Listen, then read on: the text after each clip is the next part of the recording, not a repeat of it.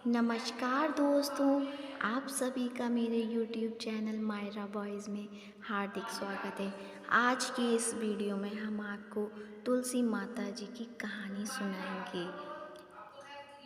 कहानी सुनने से पहले आप सभी से मेरा अनुरोध है, यदि आप सभी ने मेरा चैनल सब्सक्राइब नहीं किया है तो सब्सक्राइब करें और इस वीडियो को ज़्यादा से ज़्यादा शेयर करें। कथा इस प्रकार है। एक कन्या थी।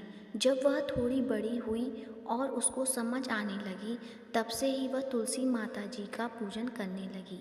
उसके प्रतिदिन का नियम था कि तुलसी माता जी का पूजन करने के बाद ही खाना खाती थी। जब वह कन्या शादी के लायक हुई, तब उसके माता पिता ने उसकी शादी करवा दी। कन्या को उसके माता पिता ने दहेज में भी एक तुलसी का गमला दिया।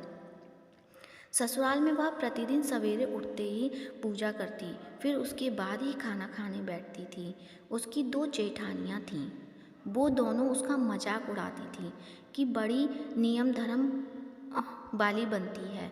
उन दोनों को उनसे बहुत ईर्ष्या होती थी, इसलिए वो दोनों तुलसी जी का गमला छिपा देती। वह कन्या बड़ी मुश्किल से गमला ढूंढ कर लाती, अच्छे से पूजा करती और फिर खाना खाती। वह गमला ढूंढ कर ले आती तो एक दिन तो उसकी जेठानियों ने क्या करा कि गमला ही दूर फेंक दिया। कन्या ने खूब ढूंढा पर उसे गमला नहीं मिला। वह बहुत ही परेशान हो गई। उस दिन तो उसने खाना भी नहीं खाया। उसका नियम जो था, उस कन्या की सच्ची भक्ति देखकर तुलसी माता उससे बहुत प्रसन्न हो गई और उसके कमरे में तुलसी माता का गमला प्रकट हो गया।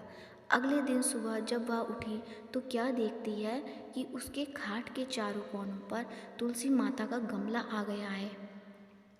यह देखकर वह तो बहुत प्रसन्न हो गई कि अब मेरी तुलसी माता को कोई चुरा नहीं सकेगा। पूजन करने के लिए भी कहीं और जाना नहीं पड़ेगा और कोई मेरी तुलसी माता को फेंक भी नहीं सकेगा। वह तो जल्दी से उठकर स्नान करती है और तुलसी माता जी का पूजन कर लेती है। जब वह खाना खाने बैठी तो उसकी जेठानियाँ मजाक करने लगीं कि लो, देवरानी का नियम धर्म पूरा हो गया। उससे पूछती है कि तुलसी जी की पूजा कर ली क्या? देवरानी धीरे से बोलती है कर ली। जेठानियाँ बोली, कहाँ से कर ली पूजा? गमला तो फेंक दिया था। देवरानी कहती है कि देख लो, मेरे कमरे में खाट पर तुलसी जी लग रही हैं। जेठानियाँ बहुत शर्मिंदा हुईं और बोली कि देवरानी, तेरी भक्ति सच्ची है, हमने तुझे बहुत परेशान करा, हमें माफ़ कर दे। देवरानी उन्हें माफ़ कर देती है। हम भी तुलसी माता से यही प्रार्थना करते हैं कि हे तुलसी माता, जैसे कृपा आपने देवरानी पर करी, वैसी हम सब पर करना। बोल तुलसी माता की जय।